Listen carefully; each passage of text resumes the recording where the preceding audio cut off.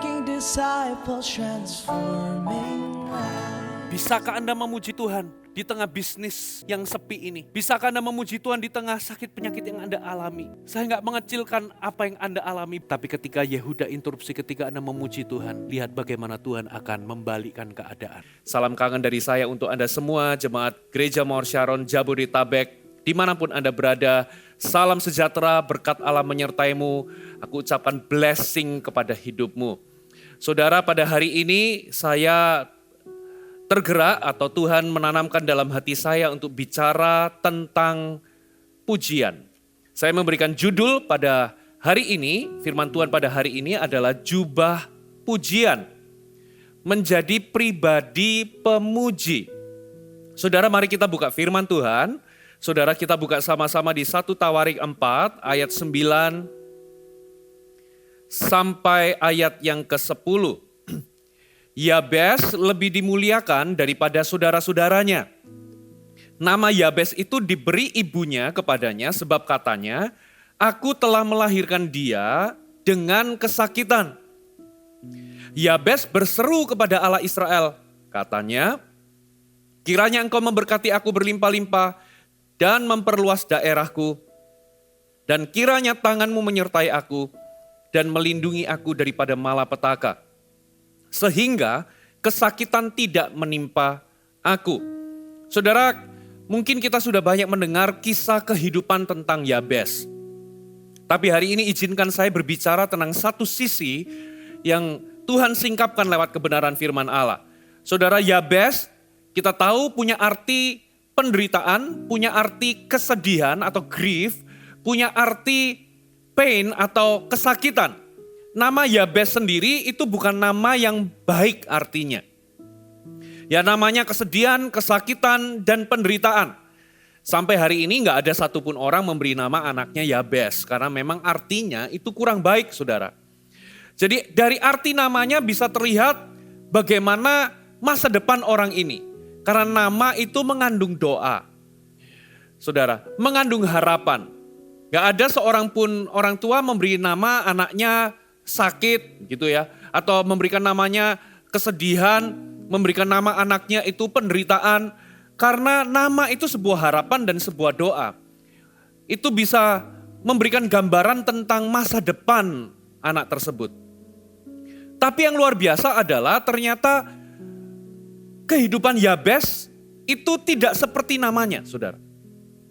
Memang dia alami penderitaan, tapi ia mengalami turning point, saudara, dan ternyata dia berdoa kepada Allah, dia berseru kepada Allah, dan Tuhan menjawab doanya. Nasibnya berubah, walaupun namanya buruk, tapi nasibnya diubah oleh Tuhan. Saudara, dan apa yang menjadi rahasia bagaimana nasibnya bisa diubah, saudara? Saya ingin Anda melihat di ayat pertama di 1 Tawarik 4, saudara. Dikatakan, saudara, perikop ini itu dimulai dengan kata-kata anak-anak Yehuda ialah Peres, Hesron, Kami, Hur, dan Shobal.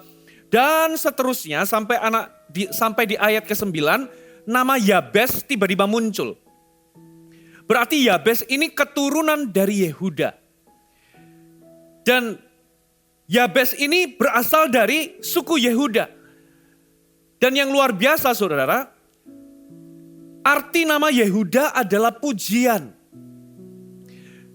Dan apa yang spesial dengan Yehuda? Coba kita lihat Hakim-Hakim 1 ayat 1 sampai 2. Hakim-Hakim 1 ayat 1 sampai 2 dikatakan sesudah Yosua mati, orang Israel bertanya kepada Tuhan, siapakah daripada kami yang harus lebih dahulu, katakan lebih dahulu maju menghadapi orang Kanaan untuk berperang melawan mereka. Firman Tuhan, suku Yehudalah yang harus maju. Sesungguhnya telah kuserahkan negeri itu ke dalam tangannya. Jadi ternyata untuk merebut tanah Kanaan, tanah yang sudah dijanjikan Tuhan kepada bangsa Israel, dikatakan saudara ketika Israel tanya siapa yang harus maju terlebih dahulu. Ternyata Tuhan menjawab suku Yehudalah yang harus maju duluan untuk merebut tanah yang sudah dijanjikan kepadamu. Suku Yehuda disuruh maju. Jadi setiap kali kalau bangsa Israel itu ingin merebut sebuah teritori yang baru, Yehudalah yang disuruh maju duluan. Apa maksudnya saudara? Tuhan itu sedang berkata kepada kita semua, sebelum kita ini bisa pergi ke tempat yang Tuhan inginkan kita pergi, ternyata Yehuda yang berarti pujian itu harus maju duluan. Harus keluar duluan. Sebelum kita ini bisa keluar di dalam situasi yang mungkin iblis berencana untuk kita binasa atau tetap berada di situ, untuk kita bisa keluar dari situasi buruk kita, ternyata Yehuda harus maju duluan. Itu yang Tuhan itu mau katakan kepada kita. Itulah kriteria untuk keluar ke tempat yang Tuhan ingin kita itu berada. Jika hari ini situasi membuatmu terpuruk, jika hari ini keadaan membuatmu kalah, jika hari ini masalah itu membuat Anda tertimpa depresi. Saudara, kalau Anda ingin keluar dari situasi Anda sekarang ke tempat yang Tuhan janjikan, Tuhan itu berkata Yehuda harus keluar duluan. Dengan kata lain, Tuhan itu ingin kita ini memuji Tuhan, atau pujian itu keluar dari hidup kita terlebih dahulu sebelum kita pergi ke tempat yang Tuhan mau kita berada. Saudara, kita seringkali berpikir, oh tugas untuk memuji Tuhan itu adalah tugas para pelayan praise and worship, tugas para pemuji, tugas para penyembah, tugas pendeta. Tapi saudara, Anda tidak akan pernah keluar dari situasi yang menekan Anda hari ini sampai Anda memuji Tuhan. Saudara, itulah sebabnya seringkali saudara kita ini merasa desperate untuk memuji Tuhan. Seperti kita ini merasa bahwa kita nggak lagi ingin memuji Tuhan. Situasi dan kondisi kita seringkali memaksa kita sepertinya ini bukan waktu yang tepat untuk memuji Tuhan. Itu sebabnya saudara kita ini merasa berat untuk memuji Tuhan. Karena memang saudara, iblis gak mau Anda memuji Tuhan. Sementara Tuhan ingin kalau engkau ingin keluar dari situasi Anda dengan penuh kemenangan, pujian itu harus mendahului. Pujian itu harus keluar dulu. Karena itulah jalan menuju kemenangan yang Tuhan berikan. Saudara, Tuhan ingin kita itu mengucap syukur dan memuji Tuhan terlebih dahulu. Saudara, bisa gak kita ini, Tuhan, aku berterima kasih kepada kesembuhan yang Tuhan sudah janjikan bahkan sebelum kesembuhan itu terjadi. Tuhan, terima kasih untuk kesembuhanku, terima kasih untuk berkat-Mu. Bahkan sebelum berkat atau kesembuhan itu datang. Bisakah Anda berkata, Tuhan terima kasih untuk keberhasilan dan kesuksesanku, bahkan keberhasilan dan kesuksesan itu belum tiba. Bisakah Anda berterima kasih, terima kasih untuk keselamatan keluargaku, bahkan sebelum Anda melihatnya itu terjadi.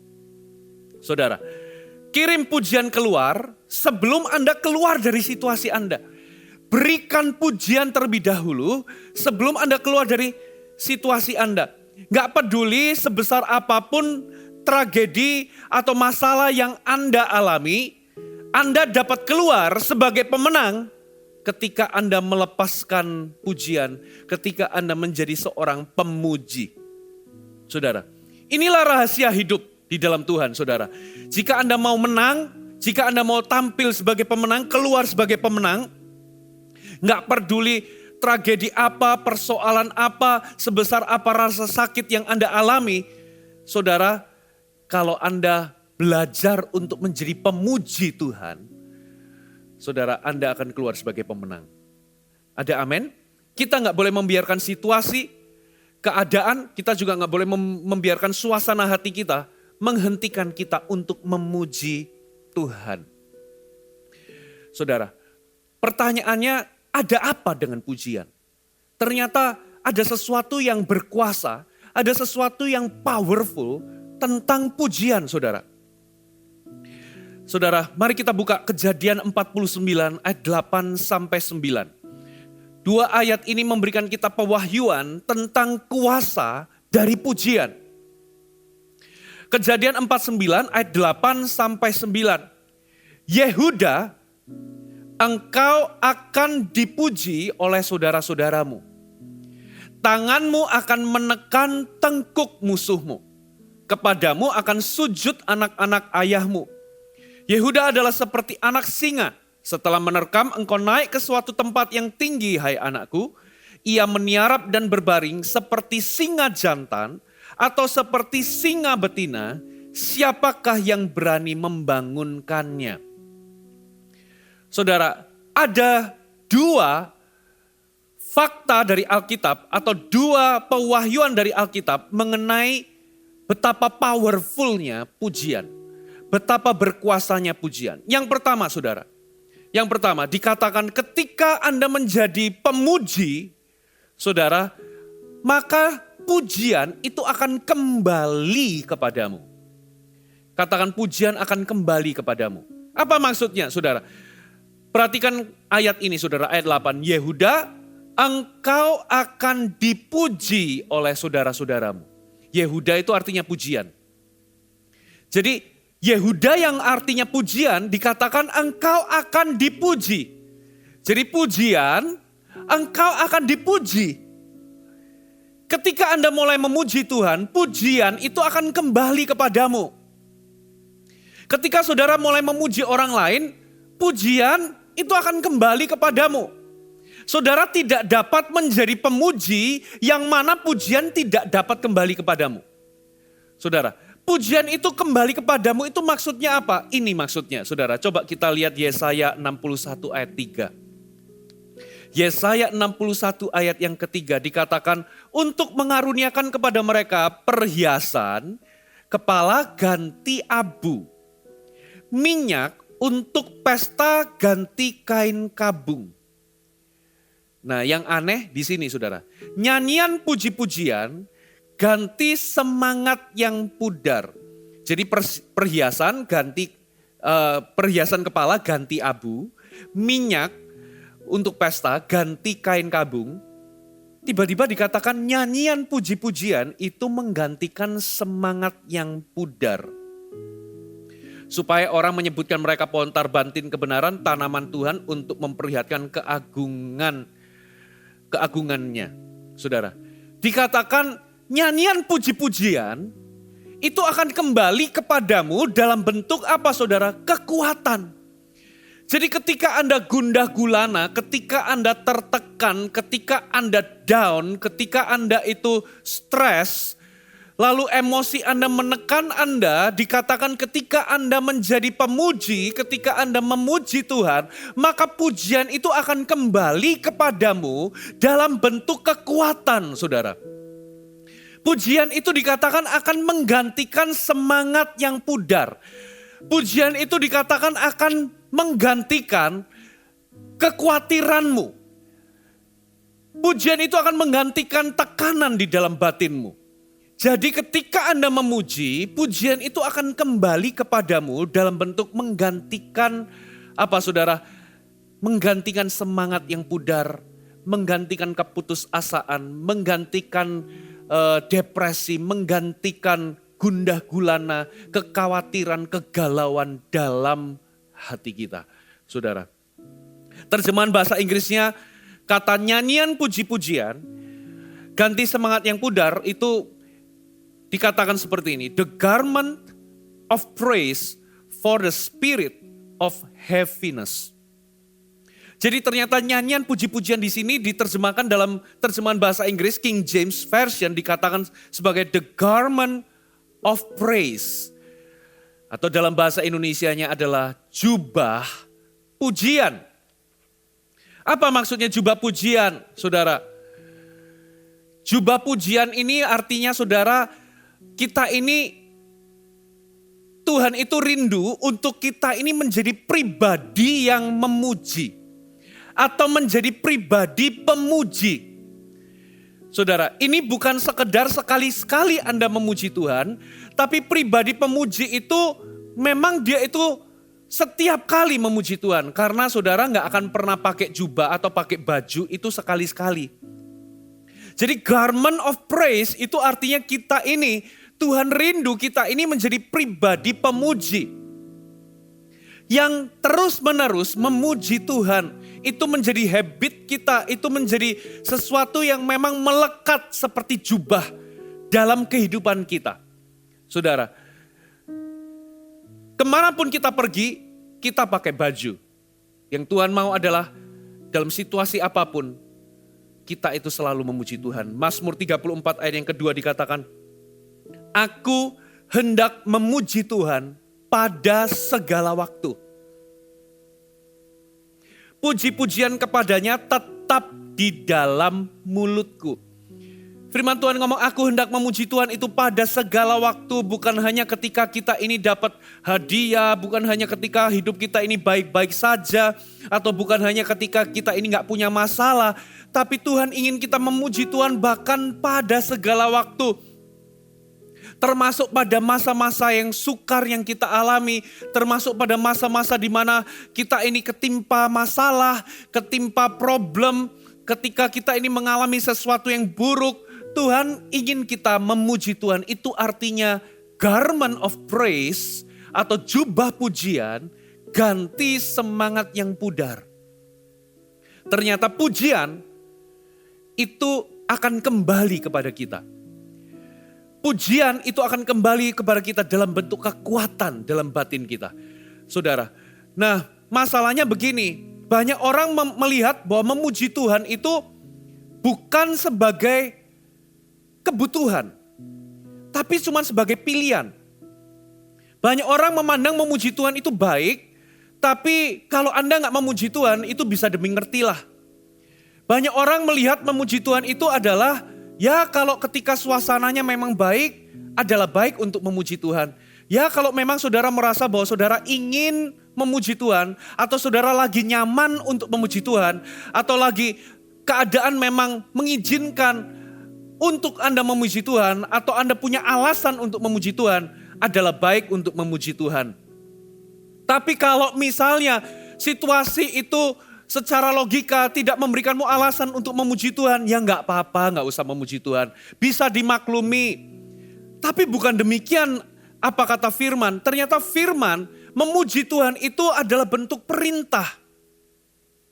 Bukan karena Tuhan itu butuh dipuji. Tuhan memberikan kita untuk memuji Dia, bukan karena Tuhan itu butuh dipuji. Tapi lebih kepada kita yang butuh memuji Tuhan. Saudara, jadi bukan Allah yang butuh dipuji. Kenapa Allah gak butuh dipuji? Saudara, karena Dia itu kalau kita memuji Tuhan bukan karena Dia butuh, tapi karena Dia itu layak dipuji. Dia itu layak kita memuji Tuhan bukan karena Tuhan itu butuh, sembahlah aku, pujilah aku haus pujian. No, saudara-saudara, Tuhan itu gak perlu Anda puji, Dia tetap Tuhan. Ya, Tuhan itu gak perlu kita besar-besarkan, Dia sudah besar. Kita memuji Tuhan atau gak memuji Tuhan itu gak mengurangi apapun dalam diri Tuhan. Gak mengurangi kebesarannya, tidak mengurangi keagungannya, tidak mengurangi kuasanya. Ketika kita memuji Tuhan juga gak nambahin apa-apa pada diri Tuhan. Gak nambahin Tuhan jadi lebih berkuasa, gak nambahin Tuhan itu jadi lebih powerful, lebih megah, lebih agung, enggak. Tapi kalau kita disuruh memuji, itu karena kita yang butuh memuji. Kalau kita memuji, itu karena memang Dia layak memuji. Dia layak untuk dipuji. Yang kedua, karena kita ini memang butuh memuji Tuhan. Jadi, memuji Tuhan itu bukan pilihan, tapi kebutuhan, saudara. Kita ini butuh memuji Tuhan. Kenapa kita butuh memuji Tuhan? Karena damai sejahtera itu adalah buah dari puji-pujian. Saya ulangi, damai sejahtera adalah buah dari puji-pujian. Mari kita buka ayatnya, saudara. Filipi pasal yang keempat, ayat 4 sampai 7. Filipi 4 ayat 4 sampai 7 dikatakan, bersukacitalah senantiasa dalam Tuhan. Sekali lagi kukatakan, bersukacitalah. Hendaklah kebaikan hatimu diketahui semua orang, Tuhan sudah dekat. Janganlah hendaknya kamu khawatir tentang apapun juga. Tetapi nyatakanlah dalam segala hal keinginanmu kepada Allah dalam doa dan permohonan. Gak berhenti di situ. Dengan ucapan syukur. Lalu ayat yang ketujuh dikatakan, damai sejahtera Allah yang melampaui segala akal akan memelihara hati dan pikiranmu dalam Kristus Yesus. Jadi ini rahasianya.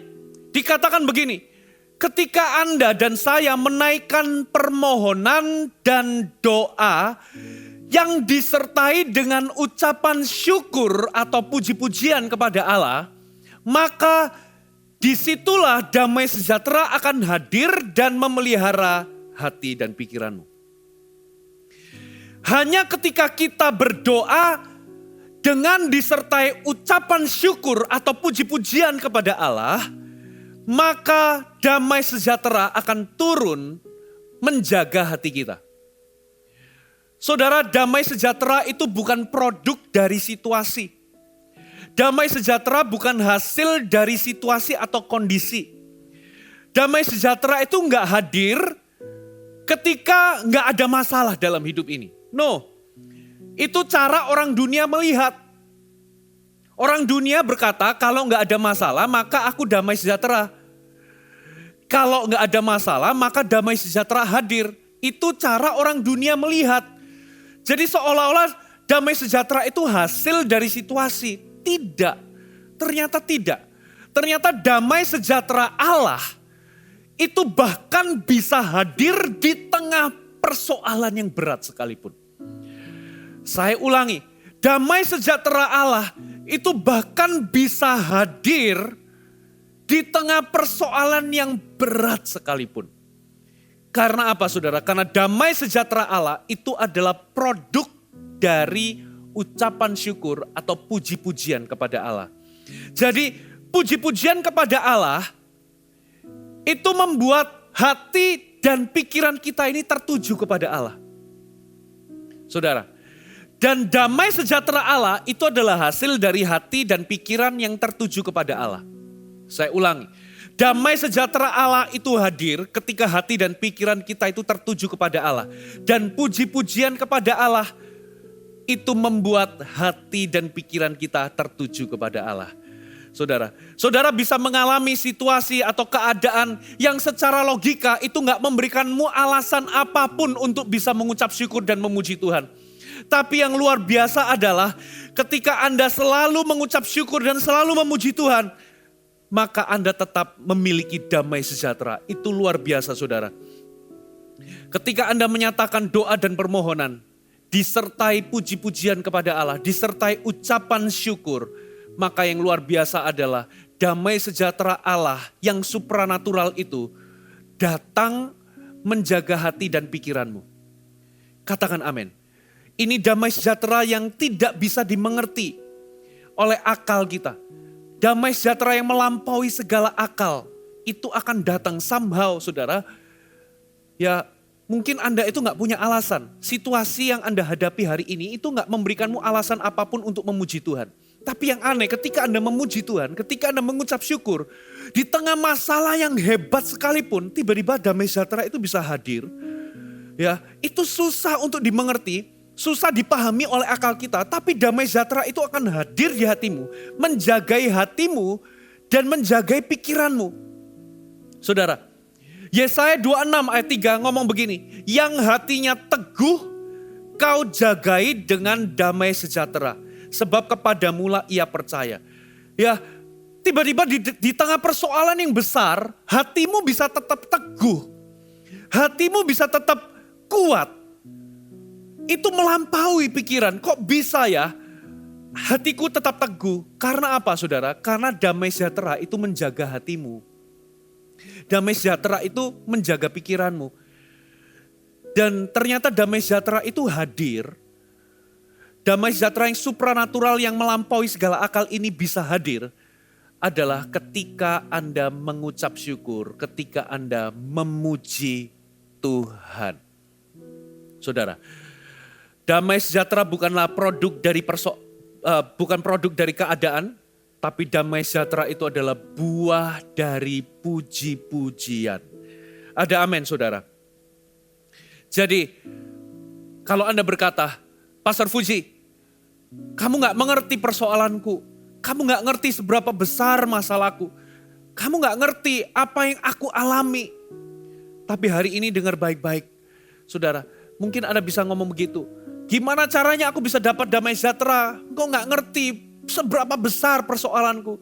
Saudara, saya mau katakan, saya mau katakan begini, tidak peduli seberapa besar persoalan yang Anda hadapi. Kalau Anda belajar memuji dan menyembah Tuhan, kalau Anda belajar untuk mengucap syukur, kalau Anda belajar melepaskan puji-pujian itu, maka puji-pujian itu akan kembali kepadamu dalam bentuk buah damai sejahtera, dalam bentuk kekuatan, menggantikan semangat yang pudar, keputusasaan, sehingga hatimu teguh dan Anda bisa kuat melalui segala persoalan yang Anda hadapi. Anda bisa tampil keluar sebagai pemenang. Saudara, itu yang pertama. Kuasa dari pujian, ya pujian itu akan kembali kepadamu dalam bentuk kekuatan, dalam bentuk damai sejahtera, dalam bentuk sukacita. Sukacita karena Tuhan itulah kekuatan kita. Katakan amin saudara. Yang kedua saudara, kuasa dari pujian dikatakan ayatnya, di ayat yang ke-8 dikatakan, tanganmu akan menekan tengkuk musuhmu. Saudara dikatakan, Yehuda, engkau akan dipuji oleh saudara-saudaramu dan tanganmu akan menekan tengkuk musuhmu. Yehuda itu berarti pujian. Jadi melalui ayat ini mengandung urapan nubuatan yang menyatakan bahwa di bawah tangan para pemujilah mereka itu bisa menekan tengkuk musuh mereka. Saudara, jadi pujian itu ternyata lebih dari sekedar musik. Pujian itu lebih daripada sekedar bunyi-bunyian atau noise. Ternyata pujian itu adalah senjata peperangan rohani. Jadi gak peduli seberapa besar musuh Anda atau seberapa besar ancaman musuh terhadap diri Anda. Mungkin Anda menderita karena situasi yang Anda hadapi. Mungkin Anda sedang sakit. Mungkin Anda sedang tertimpa masalah yang berat. Tapi kalau Anda memuji Tuhan, ketika Anda memuji Tuhan, seberapa besar musuh Anda, seberapa besar ancaman yang Anda hadapi, ternyata ketika Anda mulai memuji Tuhan, ternyata itu akan menekan tengkuk musuhmu. Saudara, gak peduli seberapa kuat musuh Anda, seberapa hebat masalah menghimpit Anda, ketika Anda mulai memuji Tuhan, ternyata ketika Anda mulai keluar dari ketika di dalam penderitaan Anda, ketika Anda mulai memuji Tuhan, ternyata pujian itu akan menekan tengkuk musuh kita. Saudara, musuh Anda. Ketika Anda lebih dari, gini loh, banyak orang kan ke gereja kalau puji-pujian itu asal-asalan, nyanyi juga sekedar nyanyi karena hafal. Saudara, tapi kalau Anda melakukan lebih dari sekedar tepuk tangan, lebih dari sekedar cuman suara yang keras, bersorak-sorai. Tapi kalau Anda itu lakukan semuanya itu, Anda bertepuk tangan dengan sungguh-sungguh, Anda memuji Tuhan dengan sungguh-sungguh. Itu keluar dari hati Anda memuji Tuhan dengan hatimu. Saudara, tidak peduli seberapa besar dan kuat musuh Anda. Ketika Anda mulai memuji Tuhan, di alam roh itu seperti ada tangan yang kuat menekan tengkuk musuh Anda. Ya, itu akan mencengkram, menekan tengkuk iblis, menekan tengkuk setan, menekan sakit penyakit, menekan depresi. Sehingga Anda tampil sebagai pemenang. Dan membuat mereka semua tunduk dalam otoritas nama Yesus. Itu kuasa dari puji-pujian, saudara. Jangan remehkan puji-pujian. Bukan hanya itu, ayat itu menyatakan bahwa Yehuda akan menekan tengkuk musuh. Dan engkau akan seperti anak singa yang menerkam. Setelah menerkam naik ke tempat tinggi, mengendap-endap, berbaring mengendap-endap. Seperti singa jantan atau singa betina yang siap menyergap. Ketika dalam persoalan berat, iblis melihat Anda seperti domba yang siap diterkam.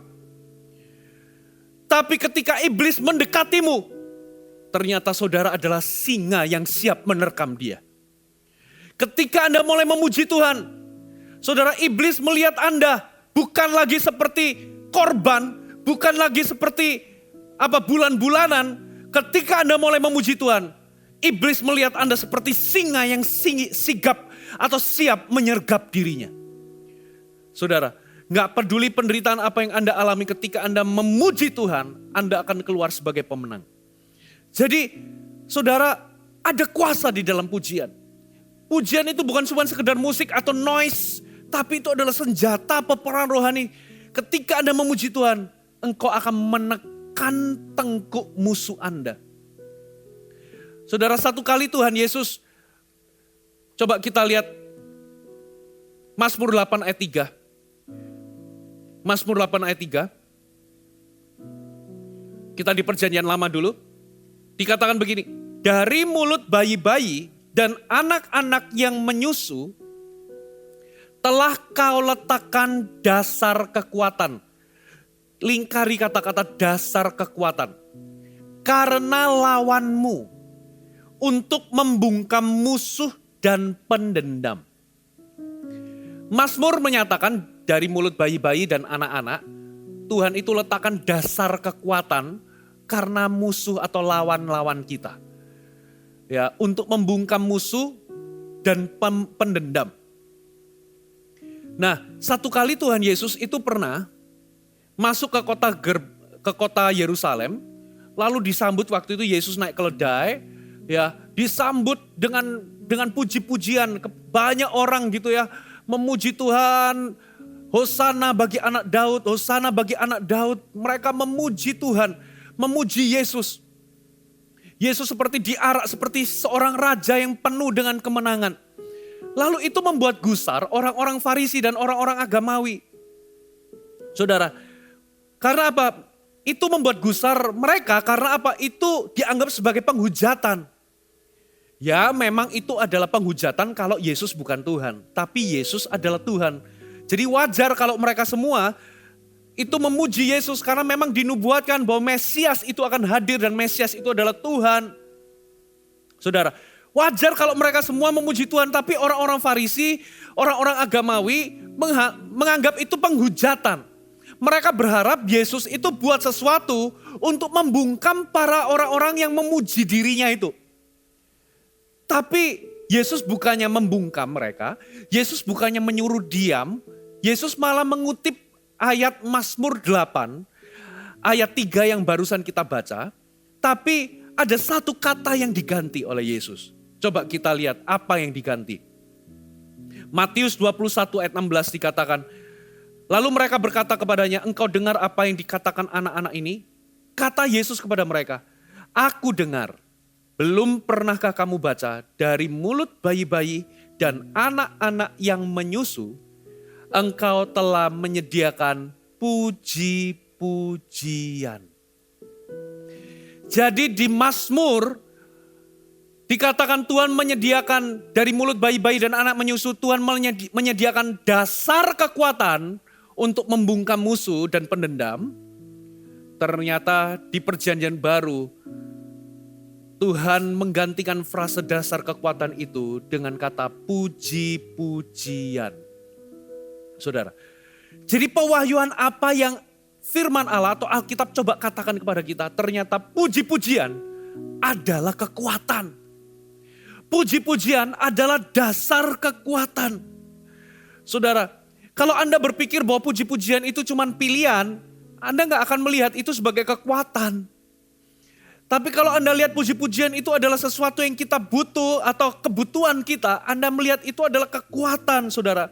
Dan kekuatan ini khususnya digunakan untuk menekan atau membungkam musuh-musuh kita. Untuk melawan musuh-musuh kita, saudara. Dikatakan bahwa puji-pujian itu akan membungkam musuh dan pendendam. Jadi puji-pujian itu adalah senjata untuk melawan musuh. Untuk melawan setan dan serangan setan setiap hari. Puji-pujian itu membuat setan mengalami kengerian. Di alam roh terjadi sesuatu ketika kita memuji Tuhan.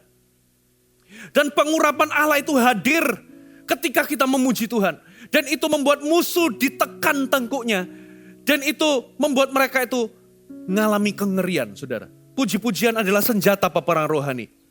Saudara, kalau Anda alami situasi, jangan habiskan banyak waktumu untuk memperkatakan situasi, membesar-besarkan situasi. Kalau Anda melawan setan, melawan iblis, jangan buang-buang waktu Anda untuk membesarkan setan. Setannya begini loh, setannya begitu, setannya ini. Saudara, berhenti membesar-besarkan musuh kita dan mulailah membesarkan Tuhan dan memuji Tuhan. Katakan amin. Saudara, ketika kita dalam peperangan rohani, memang ada waktunya kita tengking setan. Ya, ada waktunya kita hardik setan. Tapi gak usah luangkan banyak waktu untuk ngurusin setan. Lebih baik Anda fokus membesarkan dan memuji Tuhan. Dan lihat apa yang terjadi, saudara. Puji-pujian adalah senjata peperangan rohani. Ada amin, saudara? Dikatakan dari mulut bayi-bayi dan anak-anak yang menyusu. Jadi dalam hikmatnya Tuhan itu memutuskan agar pujian itu keluar dari mulut mereka-mereka yang gak punya pengalaman untuk perang. Yaitu anak-anak dan bayi. Jadi apa maksudnya? Jadi anak-anak dan bayi itu polos untuk disuruh perang dengan cara-cara dunia. Dan cukup kekanak-kanakan untuk bisa apa, saudara? Untuk bisa melihat bahwa Tuhan yang keluar berperang. Itulah iman anak kecil, saudara. Itulah iman anak kecil. Dari anak-anak, dari bayi yang menyusu, saudara. Kita bisa melihat ada dasar kekuatan ketika kita muji Tuhan. Tuhan itu akan keluar berperang, ganti kita. Katakan amin. Saudara, pujilah Tuhan. Ketika Anda mengalami kondisi yang sulit, pujilah Tuhan. Ketika Anda mengalami sakit penyakit, pujilah Tuhan. Saudara, lihat bagaimana Tuhan bekerja. Saudara, saya akan berikan ada beberapa kesaksian Alkitab bagaimana Tuhan itu membuat kemenangan sebagai respon atas puji-pujian yang kita naikkan. Saya ulangi, kita akan lihat beberapa kesaksian Alkitab bagaimana Tuhan itu meresponi dengan memberikan kemenangan atas responnya, atas respon pujian yang kita naikkan. Saudara, mari kita lihat kisah Yosafat. 2 Tawarik 20, saudara nanti di rumah Anda bisa baca seluruhnya di 2 Tawarik 20 ayat 1 sampai 26. Saya kasih backgroundnya ya. Satu kali Yosafat itu dikepung. Bani Amon, Bani Moab dengan sepasukan orang Meonim, itu mereka sudah bersinergi untuk mengepung untuk mengepung Yosafat, saudara. Lalu apa yang terjadi? Saudara, karena ini sekumpulan pasukan yang begitu besar, Yosafat menjadi takut dan Yosafat memutuskan untuk mencari Tuhan. Yosafat menyerukan untuk berpuasa. Lalu apa yang terjadi, saudara? Yosafat berdoa kepada Tuhan. Dan singkat cerita, saudara, Yosafat mengakui bahwa kekuatan kami kecil, kami gak bisa lawan laskar yang besar ini. Lalu Tuhan itu berbicara melalui Yahasiel di ayat 14. Yahasiel bin Sakaria bin Benaya bin Matanya, seorang Lewi, jadi ini bukan nabi, dari Bani Asaf. Ia dihinggapi roh Allah di tengah-tengah jemaah. Lalu ngomong memberikan kekuatan kepada Yehuda. Ada pernyataan Tuhan, intinya begini, jangan takut Yehuda. Ya, jangan takut, jangan terkejut karena laskar yang besar ini. Bukan kamu yang perang, tapi Tuhan yang akan berperang. Lalu apa yang terjadi? Di ayat 17, perhatikan ayat 17. Ini pesan Tuhan. Dalam peperangan ini tidak usah kamu bertempur. Hai Yehuda dan Yerusalem, tinggallah berdiri di tempatmu dan lihat bagaimana Tuhan memberikan kemenangan kepadamu. Pesan pertama adalah mereka cuma disuruh berdiri di tempat dan lihat bagaimana Tuhan memberikan kemenangan. Lalu kalimat selanjutnya dikatakan, jangan kamu takut dan terkejut. Majulah besok menghadapi mereka, Tuhan akan menyertai kamu. Jadi ternyata Tuhan itu punya rencana. Rencana perangnya seperti ini. Kamu harus tinggal berdiri menyaksikan saja atau hanya melihat bahwa Tuhan yang memberikan kemenangan kepadamu. Tuhan yang akan perang. Tapi tiba-tiba Tuhan ngomong, kamu maju besok hadapi mereka. Loh, katanya tadi disuruh tinggal diam, menyaksikan Tuhan memberikan kemenangan. Tapi kok disuruh maju hadapi mereka? Ini aneh kan? Apa maksudnya Tuhan? Di satu sisi disuruh diam, menyaksikan bagaimana Tuhan berperang dan memberikan kemenangan bagimu. Tapi di satu sisi disuruh maju hadapi mereka. Ini apa maksudnya? Ternyata ini loh maksudnya. Ternyata setelah itu Yosafat menerima hikmat. Bahwa ternyata yang disuruh maju itu ternyata jadi Yosafat itu setting para pemuji untuk maju. Jadi coba kita lihat ayat 21. Setelah ia berunding dengan rakyat, jadi ia setelah rundingan muncul sebuah hikmat, saudara. Ia mengangkat orang-orang yang akan menyanyi nyanyian untuk Tuhan dan memuji Tuhan dalam pakaian kudus yang semarak pada waktu mereka keluar di muka orang-orang bersenjata sambil berkata, ini pujiannya kira-kira begini. Nyanyikanlah nyanyian syukur bagi Tuhan bahwasanya untuk selama-lamanya kasih setianya. Jadi ternyata ini rencana atau rancangan Tuhan. Mereka itu cuma disuruh menyaksikan Tuhan itu akan memberikan kemenangan, tapi disuruh maju untuk menghadapi mereka. Ternyata bukan dengan senjata, bukan dengan cara-cara duniawi, tapi ternyata Yosafat menerima hikmat, ternyata mereka itu disuruh memuji Tuhan.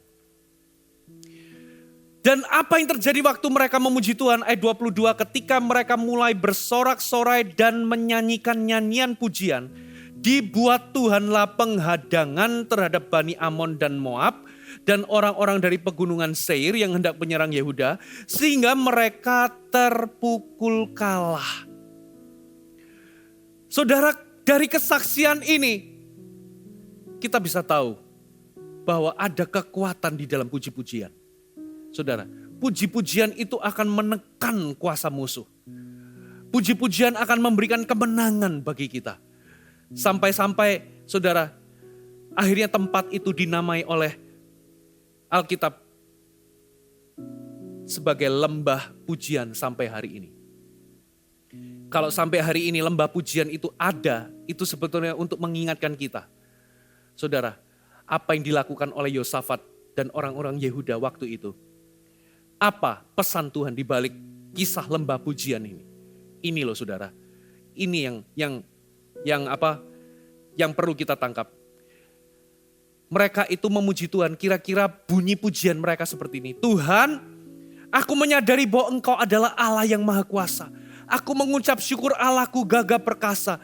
Kami juga mengucap syukur dan memberikan pujian atas janji yang Kau berikan kepada kami. Bahwa Engkau yang berperang kepada kami dan Engkau yang akan memberikan kemenangan kepada kami. Jadi kami bersyukur, kami memuji-Mu untuk kemenangan itu. Kami bersuka cita bahwa Engkau ada di pihak kami.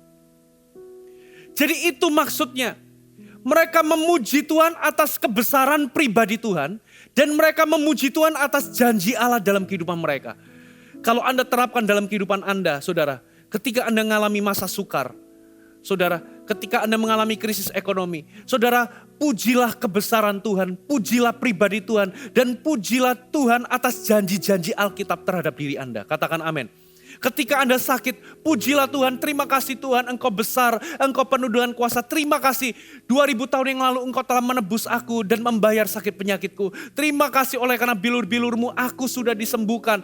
Saudara, ketika mereka memuji Tuhan atas pribadi Tuhan dan janji Tuhan atas mereka, saudara, Tuhan keluar berperang, ganti mereka dan memberikan kemenangan buat mereka. Saudara, terapkan ini dalam situasi Anda sendiri. Dan lihat bagaimana kuasa puji-pujian akan mendatangkan kemenangan bagi dirimu. Katakan amin. Kesaksian yang berikutnya adalah kisah tentang Paulus dan Silas. Sebelumnya saudara, mereka itu ketika mereka memuji Tuhan, Yosafat itu memuji Tuhan.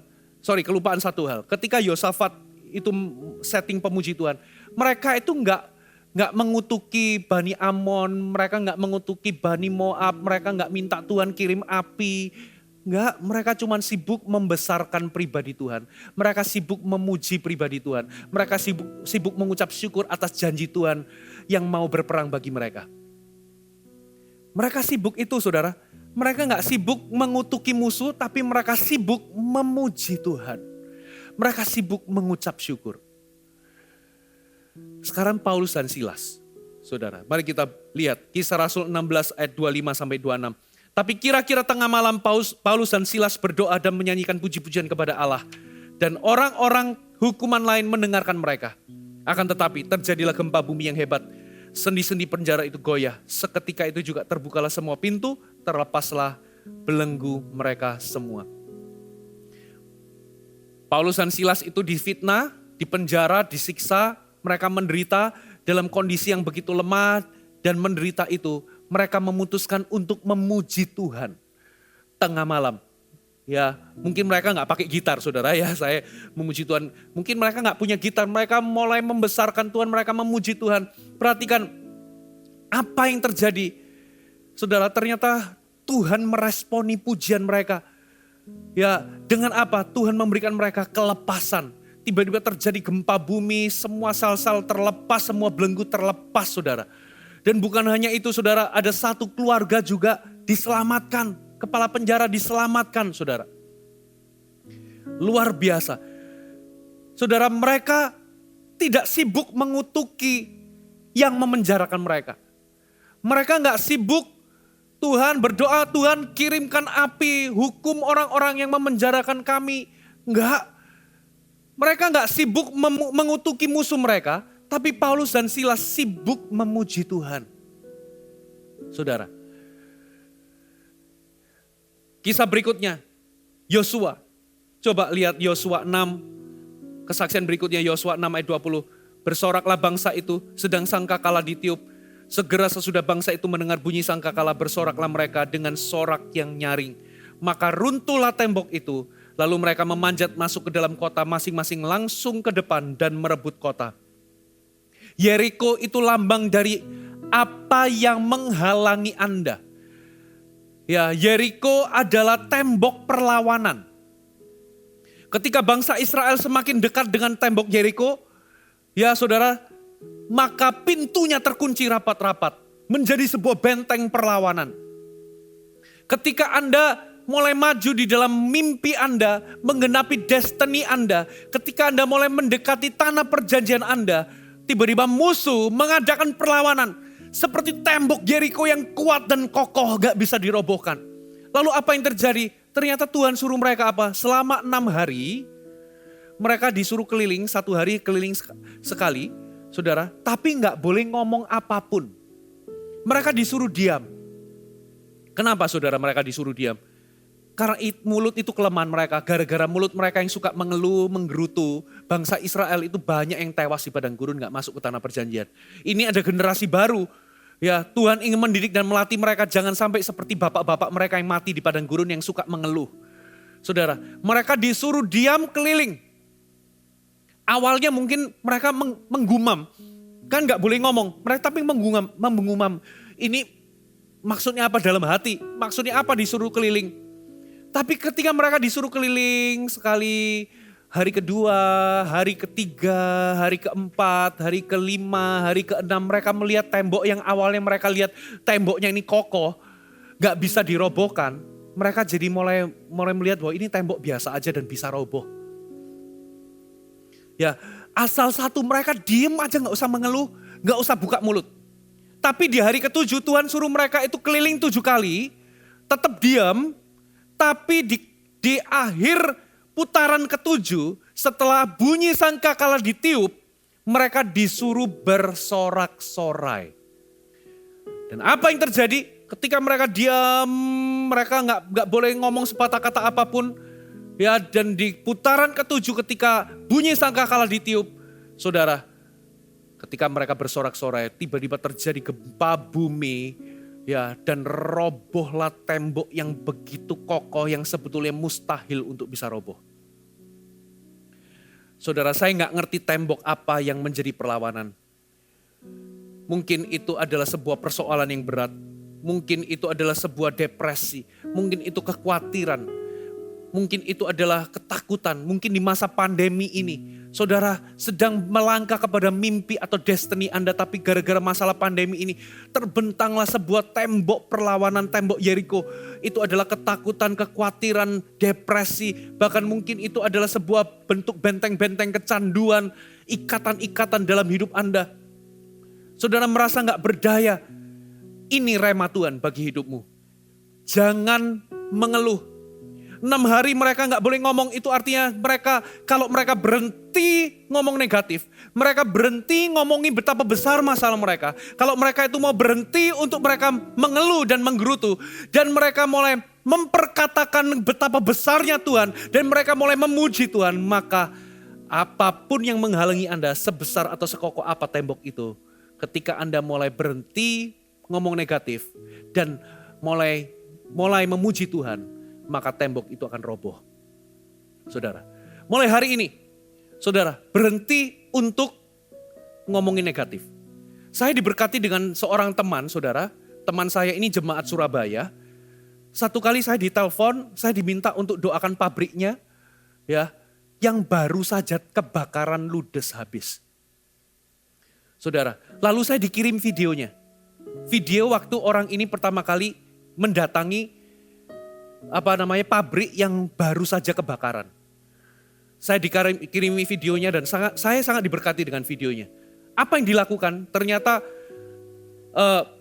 ibu ini, saudara, jadi suami istri, ibu ini waktu dia datang di pabriknya itu di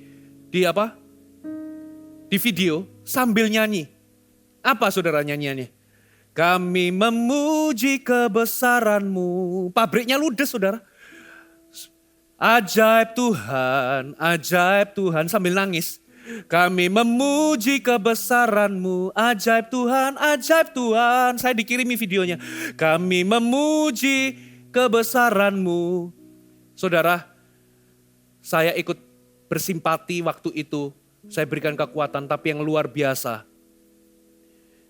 Kurang dari setahun, kalau gak salah 6 bulan lebih. Orang yang sama ini mengundang saya untuk doa pemberkatan pabrik barunya. Ternyata saudara, orang-orang pada heran kenapa ini pabriknya kok cepat sekali pulih. Kok gak bangkrut, padahal ludes pabriknya. Saudara, orang ini tahu bagaimana memuji Tuhan. Pujian harus keluar dulu. Saudara, walaupun di tengah situasi yang sulit. Lalu dia cerita, saudara, ternyata dia memuji Tuhan. Selain dia memuji Tuhan, dia ngomong begini, terima kasih ya Tuhan untuk pabrik baru yang lebih besar. Ini pabriknya ludes, tapi dia ucapannya terima kasih Tuhan untuk pabrik baru yang lebih besar. Dan beneran hari ini dia punya pabrik baru yang lebih besar dan Tuhan berkati dengan mesin-mesin yang baru. Tuhan tambah diberkati. Orang-orang pada heran kok bisa. Karena rahasianya ini saudara. Rahasianya adalah pujian keluar dulu. Apapun tembok yang menghadang Anda, pujian harus keluar dulu. Satu kesaksian Alkitab lagi ya saudara. Kejadian 37 ayat 23 sampai 27. Kejadian 37 ayat 23 sampai 27. Ini tentang Yusuf dan Yehuda. Baru saja Yusuf sampai kepada saudara-saudaranya. Mereka pun menanggalkan jubah Yusuf. Jadi jubah Yusuf yang maha indah itu dilucuti. Jubah maha indah yang dipakainya itu. Dan mereka membawa dia dan melemparkan dia ke dalam sumur. Sumur itu kosong dan tidak berair. Jadi kosong dan kering. Kemudian duduklah mereka untuk makan. Ketika mereka mengangkat muka, kelihatanlah kepada mereka seorang kafilah orang Ismail datang dari Gilead dengan untanya yang membawa damar, balsam, dan damar ladan. Dalam perjalanannya mengangkut barang-barang itu ke Mesir. Lalu kata Yehuda, perhatikan kata Yehuda, kepada saudara-saudaranya itu. Apakah untungnya kalau kita membunuh adik kita itu, dan menyembunyikan darahnya. Marilah kita jual dia kepada orang Ismail ini. Dan janganlah kita apa-apakan dia karena ia saudara kita, darah daging kita. Dan saudara-saudaranya mendengar perkataannya itu. Saudara, Yusuf itu punya mimpi, punya destiny. Dia dapat mimpi dari Tuhan. Lalu dia dikasih jubah maha indah oleh ayahnya sebagai lambang favor Allah dalam hidupnya. Jubah berwarna-warni sebagai lambang perkenanan Allah dalam hidupnya. Saudara. Lalu apa yang terjadi? Tiba-tiba kakak-kakaknya bersengkongkol dilucuti jubah maha indah itu. Sudah gak ada lagi jubah maha indah itu. Seolah-olah sudah gak ada lagi tanda perkenanan Allah dalam hidupnya. Gak ada lagi. outward signs of favor itu gak ada lagi, yaitu jubah itu. Lalu dia dimasukkan dalam sumur yang kering dan kosong. Mungkinkah hari ini itu menggambarkan kehidupanmu? Beberapa di antara Anda, menjelang awal tahun Anda punya mimpi yang luar biasa untuk bisnis Anda. Anda punya mimpi yang luar biasa untuk kehidupan Anda. Anda punya cita-cita yang luar biasa. Tiba-tiba di bulan Maret terjadi pandemi, tiba-tiba lockdown sampai berkepanjangan sampai bulan ini, sampai hari ini. Dan itu membuat Anda sepertinya dilucuti jubah maha indah itu. Sepertinya gak ada lagi tanda-tanda perkenanan Tuhan dalam hidupmu. Anda merasa bahwa Tuhan meninggalkanmu, sepertinya Anda gak bisa merasakan Tuhan lagi. Lalu saudara masuk dalam sebuah sumur yang kering dan kosong. Segala sesuatunya kering, sukacitamu jadi kering, keuanganmu jadi kering. Saudara, apalagi situasimu jadi kering, bisnismu jadi kering. Ya, usahamu jadi kosong, jadi sepi. Keadaanmu sepertinya semuanya kering. Lalu apa yang terjadi? Anda merasa bahwa mimpi Anda itu terkubur bersama dengan masa sukar pandemi yang terjadi ini. Saudara, Yusuf itu waktu di sumur, dia kalau tetap berada di sumur dia mati. Kalau dia keluar dari sumur, dia juga mau dibunuh sama kakak-kakaknya. Jadi tinggal di dalam sama keluar, sami mawon, sama-sama matinya. Hari ini mungkin Anda juga kejepit. Situasinya sepertinya menghimpit Anda. Anda mau tetap di sumur atau Anda mau keluar sepertinya sama-sama mati. Tapi guess what happened? Di antara sumur yang bisa membuatnya mati atau pisau kakak-kakaknya. Ya, di antara sumur dan pisau dan mimpinya, di tengah-tengahnya muncul Yehuda interupsi. Saya ulangi, antara sumur dan pisau dengan mimpinya, tiba-tiba muncul Yehuda. Yehuda interupsi, gak usah dibunuh. Untungnya apa sih bunuh adik kita ini? Biar dia dijual aja. Yehuda interupsi. Di tengah situasi sulit, di tengah situasi sukarmu, di tengah pandemimu, di tengah penderitaan yang Anda alami, di tengah bisnismu yang sepi gara-gara pandemi ini, di tengah situasi yang gak menentu ini, di tengah kekeringan keuanganmu ini, dengan mimpi yang pernah Anda dapat dari Tuhan, Yehuda harus muncul duluan. Yehuda harus interupsi. Pujian harus interupsi. Dengan kata lain, yang bisa membuat mimpimu tetap hidup adalah pujian. Yang bisa membuat mimpimu tetap hidup dan menjadi kenyataan. Di tengah situasi sulit, masa sukar, pandemi yang Anda alami adalah pujian. Bisakah Anda memuji Tuhan di tengah bisnis yang sepi ini? Bisakah Anda memuji Tuhan di tengah sakit penyakit yang Anda alami? Saya gak mengecilkan apa yang Anda alami. Beberapa di antara Anda mengalami beberapa putaran kemoterapi. Sudah bertahun-tahun Anda kemo, lalu tumbuh lagi. Anda ini putaran kedua, kemo, tumbuh lagi. Sekarang ini putaran tumbuh di tempat lain. Itu mungkin melelahkanmu dan Anda sudah hampir putus asa. Sepertinya sudah gak ada harapan lagi. Mimpi Anda sepertinya hilang. Sepertinya Anda sudah divonis Anda akan mati. Sama seperti Yusuf. Tinggal di sumur mati. Naik ke atas juga dia bakal dibunuh kakak-kakaknya. Tapi ketika Yehuda interupsi, ketika Anda memuji Tuhan, Anda mulai membesarkan Tuhan. Kami memuji kebesaran-Mu. Pujilah Tuhan. Kami memuji kebesaran-Mu. Sekalipun kondisimu tidak memberikanmu alasan untuk memuji Tuhan. Tapi kalau Anda memuji Tuhan, lihat bagaimana Tuhan akan membalikkan keadaan. Ada amin? Hai, terima kasih sudah bergabung bersama kami, Gereja Mount Sharon, Jabodetabek. Sebagai gereja Tuhan, adalah kerinduan bagi kami untuk melihat Anda terus bertumbuh di dalam pengenalan akan Tuhan dan mengalami perubahan hidup. Maka dari itu, bergabunglah bersama komunitas kecil kami, Connect Group. Dapatkan informasi lebih lanjut pada kolom deskripsi kami. Last but not least, don't forget to subscribe dan bagikan video ini kepada orang yang Anda kasihi. Thank you for joining us and see you next time.